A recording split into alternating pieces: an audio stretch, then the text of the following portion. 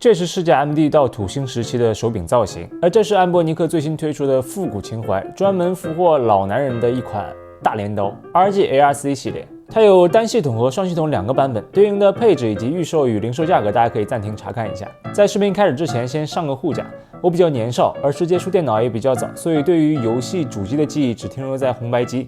我的情怀也止步于超级玛丽、魂斗罗、松鼠大作战。如今再玩世嘉 MD 和土星的游戏，是真的有点玩不下去。另外，格斗游戏我也玩得很不专业，所以对于这台机器，我可能讲不出太多专业的内容。我只能从玩机的角度带着大家一起体验一下这款机器。如果有讲的不专业或是不对的地方，还请兄弟们见谅。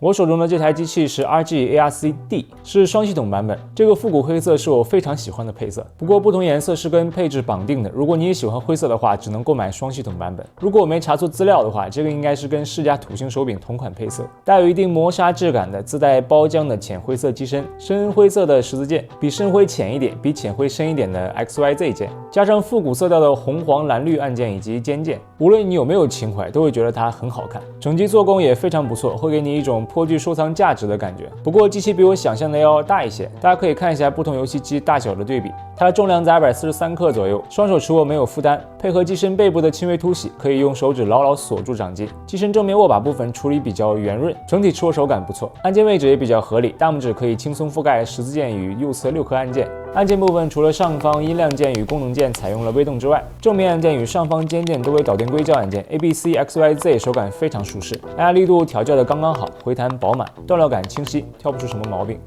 其中 XYZ 是略微向外凸起的 ，ABC 则是略微向内凹陷。表面字母都是凹刻工艺，看起来高级又不掉色。肩部4颗按键按压力度较轻，其中 L2、R2 有轻微弧度，用食指关节都可以轻松按一下。左侧十字键采用了圆盘方案，可以像摇杆一样转圈，单独按下某一个方向会觉得回弹较弱，肉肉的，不知道时间长了会不会有卡键风险。但段落感还是非常清晰的，如果是搓起来就特别舒适了。不但可以轻松触发键值，段落感与反馈也是十分清晰，可以明显感觉到自己成功搓出了下潜，应该非常适合格斗游戏了。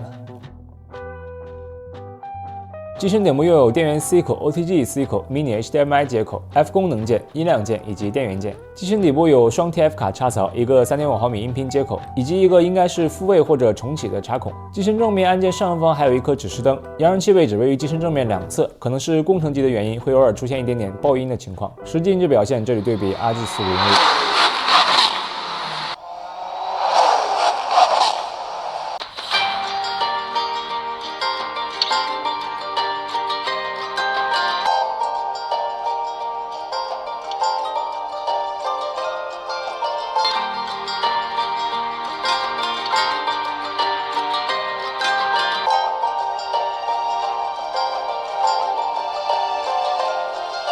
屏幕部分设计的比较用心，4边黑边等宽，外壳处并不是与屏幕平齐的，上下左右都有轻微凸起，像是把一块屏幕镶嵌在里面一样，有点老电视的感觉，增加了整机的复古气息。如果再配上游戏中的遮罩，就更对味儿了。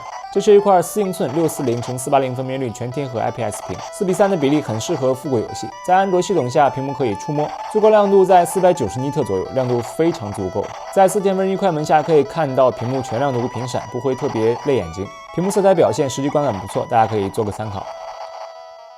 配置方面跟 RG353V 基本一样，双系统版本都是2G 内存，32G 的 eMMC 内置存储，以及 RK3566 处理器都内置了震动马达。这款处理器可以让我们畅玩一些 PSP 游戏，但是它没有摇杆，我简单试了一下，在铁拳6中我们是可以开启2倍分辨率勉强游玩的，而山脊赛车我们只能1倍分辨率游玩。世嘉 MD 的游戏应该都可以轻松运行，土星模拟器应该也可以玩，一会儿我会重点测试一下。机身内置的3500毫安时电池，比353V 大一点点。在实际玩游戏时，机身握把区域不会有发热情况，但是屏幕区域会有一点点温热。系统方面还是安博尼克的老味道，在 Linux 系统下非常简单易上手，基本到手就可以开玩，不需要任何折腾的步骤。在安卓系统下也可以开启 RG 前端，同样非常易用，非常适合小白玩家。不过在安卓系统下，系统操作就会显得不那么流畅了。只玩模拟器游戏还是建议在 Linux 系统下游玩，串流或者看视频的话，可以打开安卓系统。下面为大家展示一些土星模拟器的游戏画面。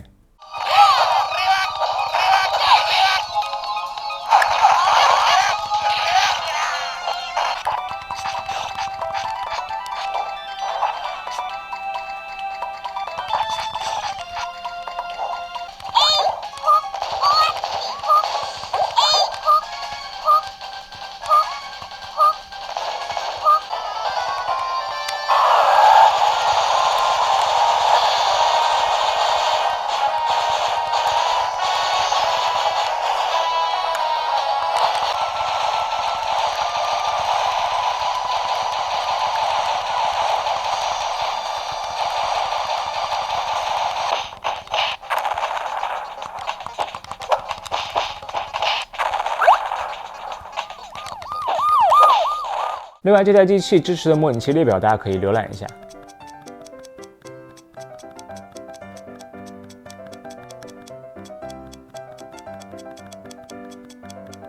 最后，串流的边界码延迟大家可以查看一下。